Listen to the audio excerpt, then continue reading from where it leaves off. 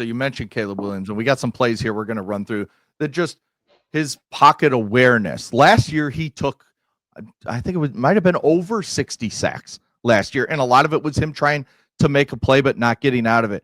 Now it feels like he's feeling the rush and making the play to get out of it earlier, which allows him to make plays. So, we'll start with this first play. He rolls out to his right. This is 4th and 10. So, and now here you have to make a play. This is freeze it right there for 1 second so I can tee this up, and we'll go through a handful of these. One is guys like him make a lot of hero plays, but they also force hero plays. Now it's 4th and 10. You've got to make a play. You can't take a sack. You can't get a 9-yard gain. We need something to happen. And it's one thing that at times you got to bail early, but there's also times as he continues to go along that you can slide and reset and hit number 2 and number 3, which is the essence of great quarterback play. All of us can hit the first guy if we're moving our feet, and that way we know it's the second and third guy that challenge a quarterback's patience, because defenses will tell you at every level, you don't have the patience to check the ball down for 10 plays in a row, to take the stuff that we're allowing you to take. Eventually, you're going to get tired of it, and you're going to try to make a hero play.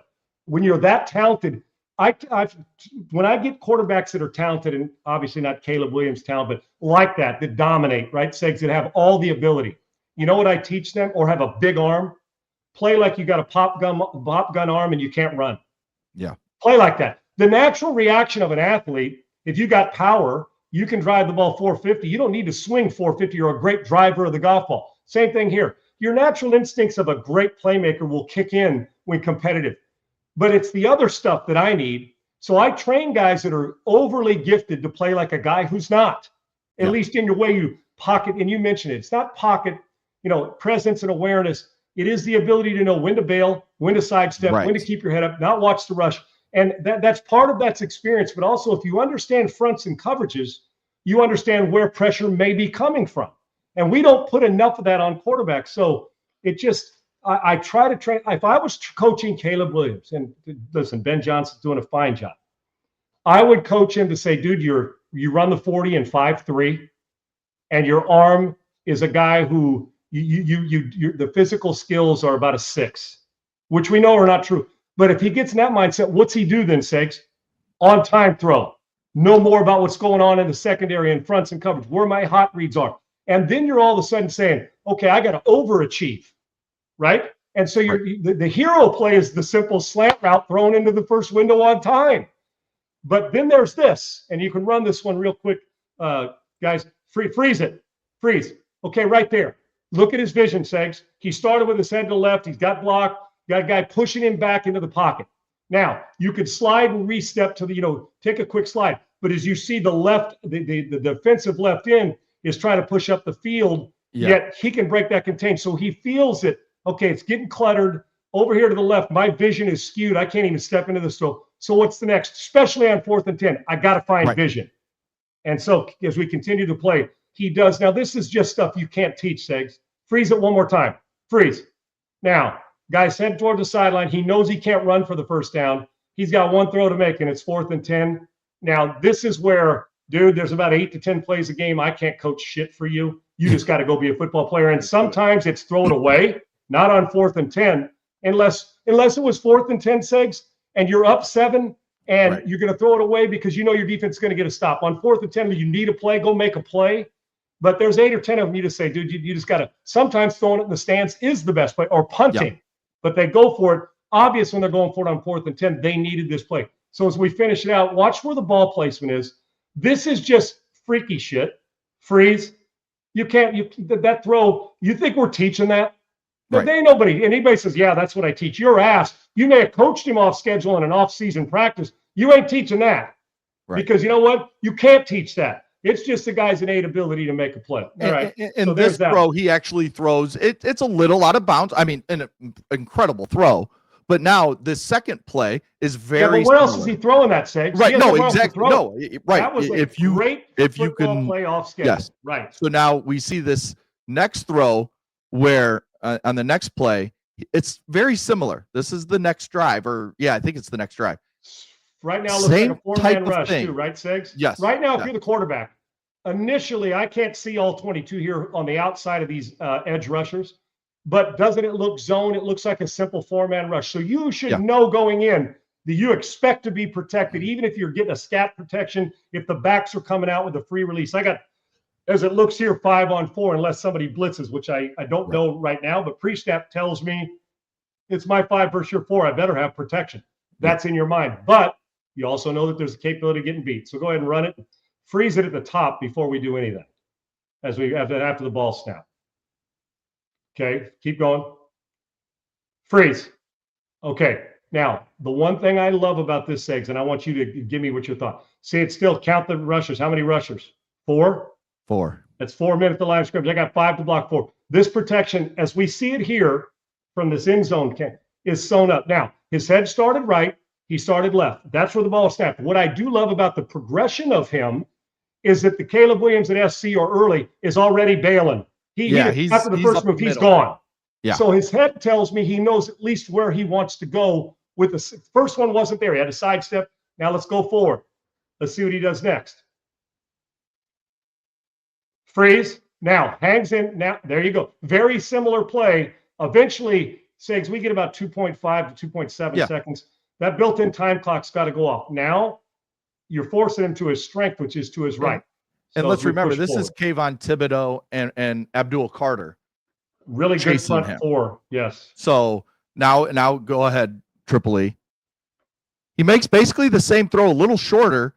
And now this time he puts it in the breadbasket as Zacchaeus, who just drops it. And the Bears had, I think, 7 or 8 drops. How's that his fault? Right. How is that his fault? You got to make that play. He did. But this is the progression of what I'm talking about, where he doesn't just take off up the middle. No, and he would have 2 years ago. Plays to develop. Hell, he would have taken off last year. Yeah. Yeah, so, last year and at SC when he was done here. See, go back again one more time. And I know the emphasis, this is when I start to know when a guy knows where his people are, that he's starting to get it. He's still got a long way to go. He's not overly mechanically sound. You know, he's doing stuff, but you know what? We're in the season. Just goes back to my point. The mechanics of dropping the ball or when you run protected. Now go back again. I want you to watch his head at first. He knows it's a 4-man rush, but he knows it's a formidable 4-man. Freeze. Right. Head to the right. Doesn't like whatever he's seeing to the right. Now, instead of bailing right now, last year's Caleb Williams would have. Now watch. Push it forward. Freeze. Freeze. Still there. All the way to the left now. And he hasn't hitched into trouble. When we say hitch, when it's take 4 and reset, a lot of guys think you got to hitch way up into the pocket. No, that's called climbing the pocket.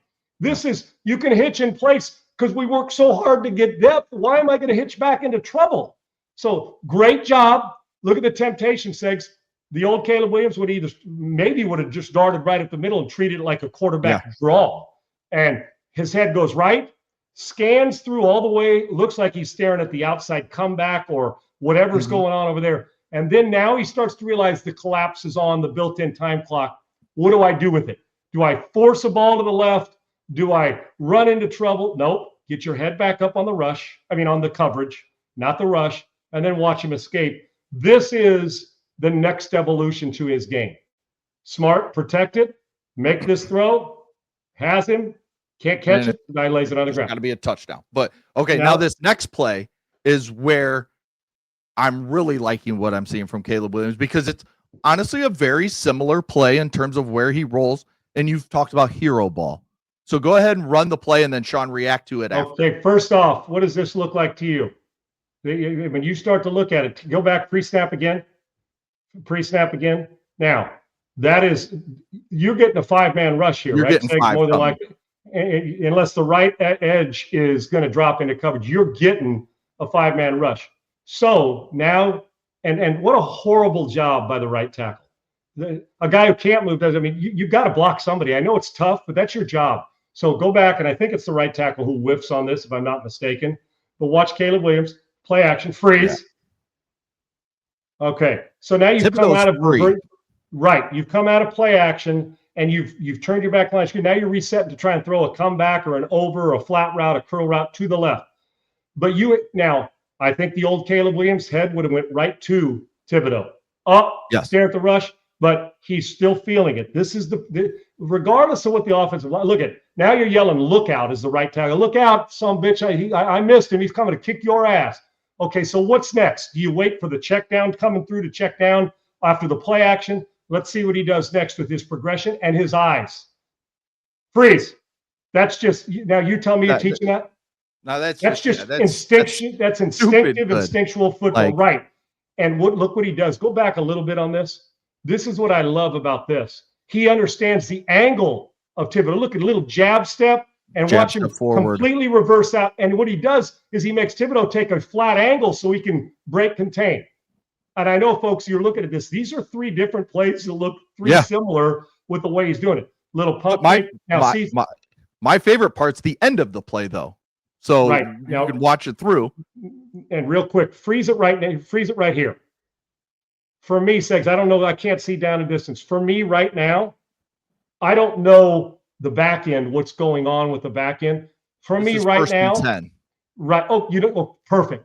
If it's 1st and 10, you know where this ball should go right now. And I haven't seen this part of this cut yet. This tape, this cut up. Take a look. See the guy standing on the 49-yard line? Yeah, that's DeAndre on 1st and 10. On 1st and 10, that's exactly right. Back after the play action, right? He came out and ran what we call, it's like a little setup. You can run left, run right, or sit down, depending on the coverage or who's got you. An option route. This ball, if I was coaching Caleb Williams and we were day after the game, I'd say, because I don't know, does it go to him? Maybe it goes so, because I can't see the back end of this if there's a wide open comeback. But on 1st and 10, Segs, we got 4 more downs. We're in their territory with this completion. I would throw it to the back right now. Right friggin' now. Go ahead and run it. Now go forward. And he does. And that's the difference. Like, you pick up 4 or 5 yards. And like we've seen on the previous 2 plays, he knows he can make these throws down the field. And that's what he was doing a lot last year, even though it would either be a big time throw, a try, or he's just throwing it out of bounds. And he wasn't taking those little check downs. Now he's taking those time and time again and living to fight another day, taking 4 to 5 yards. Go back to that play before we get to the next one real quick. I just want to see if we can. Watch the freeze. Okay, now he starts to feel it. He understands what's going on with this rush. But Seg, so this got every element, what we talked about before we started running this tape. One, the 8 or 10 plays, dude, you're just spectacular. There ain't no coach saying, yeah, I coached him to do that. Your ass. Nobody puts their foot. That's an Allen Iverson crossover on your ass. Right. You don't teach that. That's in the DNA. That's a dude who's just as big. Freeze. There. Now, hero ball says, I'm going to run it. I'm going to take a shot down the field. But smart football goes to the other thing I say is make me the simple play. Understand the game. It's 1st and 10, dude. If we get 5 yards on 1st down, I'm kicking your ass on. That's why everybody talks about 3rd down. 4th and 10. How many plays do you think I got in my playbook calling plays? I didn't got many of them. 4th and 10 against defense. But I can tell you what I do have. 2nd and 4. 2nd and 5. Now I get to dictate as the coordinator in the play call. This is a guy maturing to say, I get that guy. Now, if all of a sudden that guy jumps him and is out in front of him and going to undercut a pick, then you look at the next level or you throw it out of bounds. Remember, it's if he doesn't get this guy and there's nobody, throw the ball out of bounds or run to the side. Don't take a loss because we need one more completion in field goal range. It's 1st down. We got plenty more to play with. Throw the damn thing to him. Get me a positive play. This is the boring. Now, getting to this right here, Segs, was not boring and simple. Right. I ain't making this move on the guy like he is. But this is the simple. Now, what I don't like, Segs, see how he's holding the ball with one hand and pumping? Yeah. I would prefer him because guess what happens? Freeze it again after he goes. Freeze. He's holding it down here. How many times have you seen a guy? These guys are fast, these edge rushers. They grab and strip sack.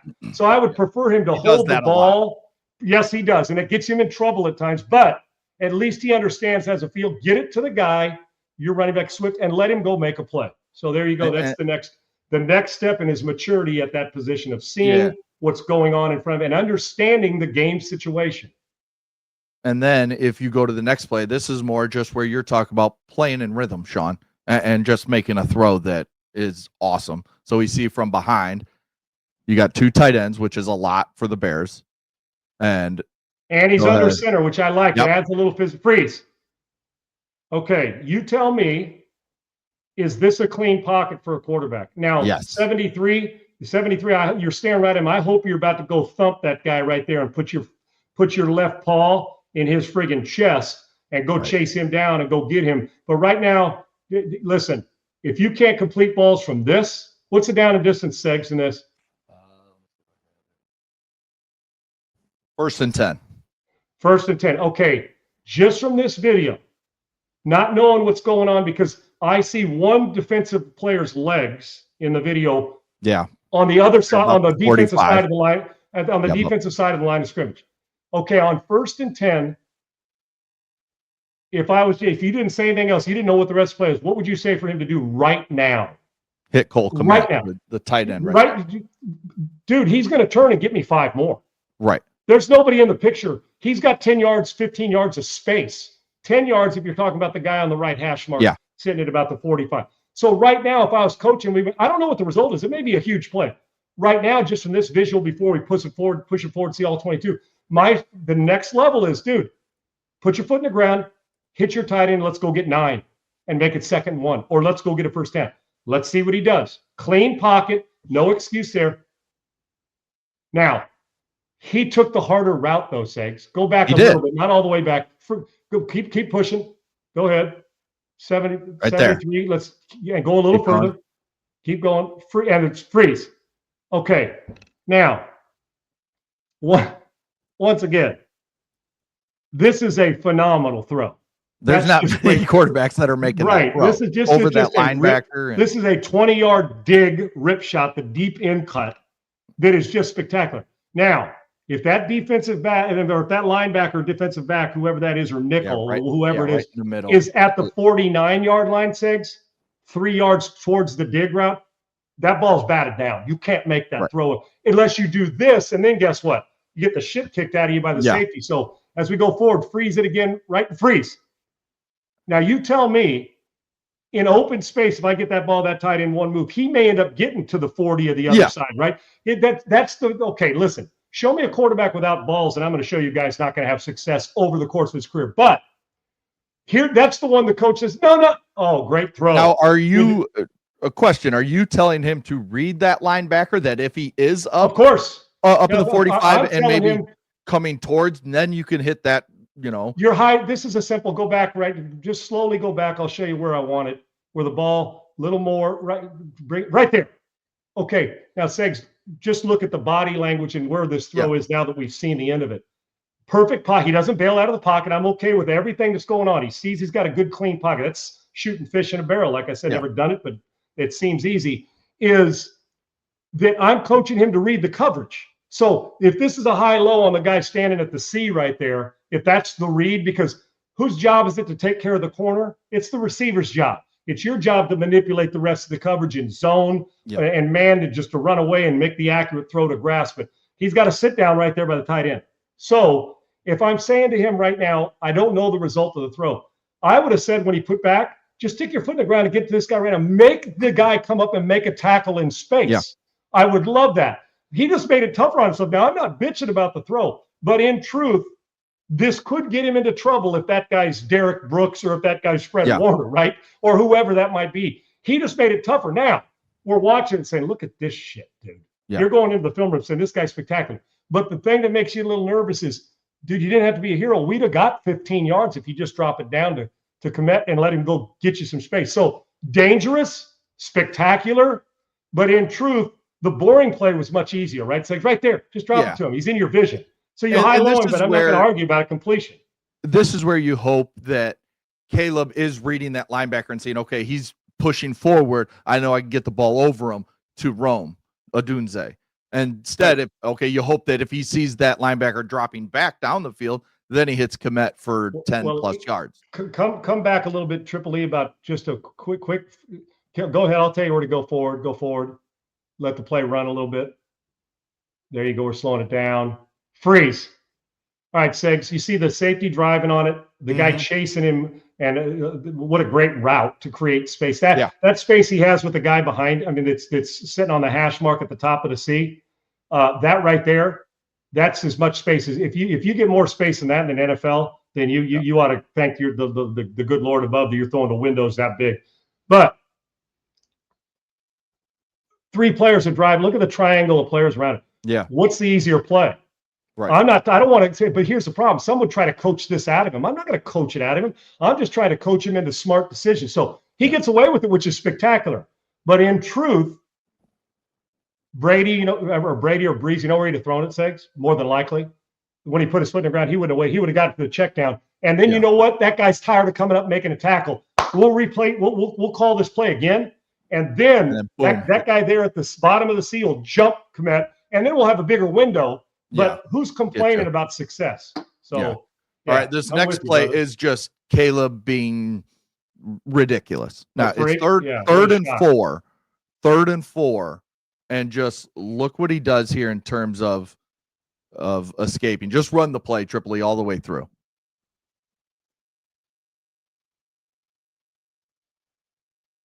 Now, how do you get out of? I think it was Brian Burns first, and then it was Abdul Carter. Both get shots on him, and he just runs through and picks up the first down. Okay, let's go from the top. Yeah, that's the type of play that you just can't teach. Well, that's one of those 8 or 10 I'm talking about. Okay, get a 4-man rush, right? Now, motion, boom, freeze. Okay, now, Segs, I'm trying to think. You tell me where he's got his, obviously to the left. This is a play they're trying to get a little flood route here. Got an outcut guy, whether it's that going to end up being an inside like big box fade or whatever, or if it's like a sail route from the guy at the 40-yard line, at the top of the 4 down here. But he wants to look at the check down. You can't get that check down. They got guys, see a little crossing, the tight end and the back are crossing. There's really no open window because he hasn't got his head backside. Everything's telling him to come left, however coach taught him to read it. So people say, well, why don't you throw it to the guy right in front of the referee, the tight end at the 33-yard line running to the top of the screen? Well, his head's not there. It's easy after the play for us to say, hey, man, flip your hips and have him sit down before he runs in. See, that's another thing to this route. If I'm the tight end on that, Segs, you know what I'm doing right now, and he may end up doing it, is I'm turning and I am sitting between the referee and the guy. I'm not running to be covered into a headache. That's a roll corner. You sit down and give him a window to pop you with a 5 or 6 yard. But his head's not there yet because, well, pass rush is forcing him. He's looking left. This out cut down here, covered. You can't make the throw to a retreating corner or whoever that is, or the safety. It looks like a retreating corner because that looks like a nickel that's on the guy running the out route at the 35. So you can't throw that ball. So now you got to become a football player. And he's doing what most guys can't. Now you can let the play run. So his head's here. Now you got to have some physical strength to step through this. Guy's in your grasp. He doesn't quit on the play or fall down. Go ahead and run it. And then he's got to step through. Go ahead and forward there you go. Just a great job of awareness. Now, now everybody somebody go to him, give him a window, but he makes a positive play out of what should have been a sack. And the sack was not on him. He took 1 hitch, 2 hitch, bam, they're on him and they push the pocket back. And then he just makes a great physical play. Great awareness, but that's just great physical escapability that a lot of guys don't have. Right. And then this last play, let's just run one more. This just the very next play, Tripoli. It's the very next play. This play, he's empty. So, and you see 3 is up at the line, and then it looks like a linebacker comes or nickel, whoever that is. They're going to end up rushing 4, right? Yes. Okay. So go ahead and run it more. It should be blocked up, right? Yes. And you got to go. That's what that is. Segs. Go back from the beginning. It's a 3-man rush with a spy. Yeah. The guy you see. Yes, I see him. He doesn't go. He's spying Caleb Williams, kind of laying down in the weeds. You see, he's trying to get out of his vision. He's ducking down so he can hide behind the line. He's just spying. Stay down, stay low. He wants to be there in case Caleb Williams breaks the pocket, which he does now. That spin move got him chasing again. The guy. This is just squaring up, and it's just friggin' stupid. Rolling 23 yards, going to your left, just spinning and throwing. And we tell guys doing this, because normally you realize the reason you're being forced out, somebody's going to chase, right? And a lot of times if you freeze, you pull up. See how he pulled up, Segs? Yep. They'll chase you down and hit you in the mouth. Once you break that, we're telling you, stay on the run, dude. But he couldn't. And he couldn't get his shoulder square. So what do? He squares up and risks taking a shot to the mouth. And then he eventually does square him up, but he's still fading towards the sideline and is able to make an off-schedule, stupid throw. Look at there's 4 dudes in the window. Yeah. Look where the ball ends up. He's got one place to throw it. And guess where he throws it? Exactly where he should. Well, and there's that's 4 guys. They got him surrounded. That's a dangerous but smart play. Loveland's route is taking him to the bottom. He sees his quarterback scramble, he just goes parallel with them and goes to open space. So where else are you throwing the ball? There's nowhere else to throw it. Nowhere. You either throw it out of bounds or running. you take it off and sprint to the sideline. You Yeah. got nowhere else to go with the ball. So one thing I don't have to worry about is Caleb Williams' ability to make crazy stuff happen. Yes. The next level for him is for us to come out of games saying, man, he played board today and he was the 18 of 20 for 222 yards, 2 touchdowns, and no picks. Yeah. That's the next level of greatness for him. The stuff you can't coach, he's got. The stuff you can coach, he just needs to elevate a little bit. He's getting better. You can't be 6-3 with shitty quarterback play. Right. He's had his moments. He's got to be more consistent, especially early and come out smoking, right, Sigs? But he hung in there this past weekend in a game when he didn't play his best, found a way to get it done. That matters to me, and it should matter to them, and it should matter to anybody evaluating it.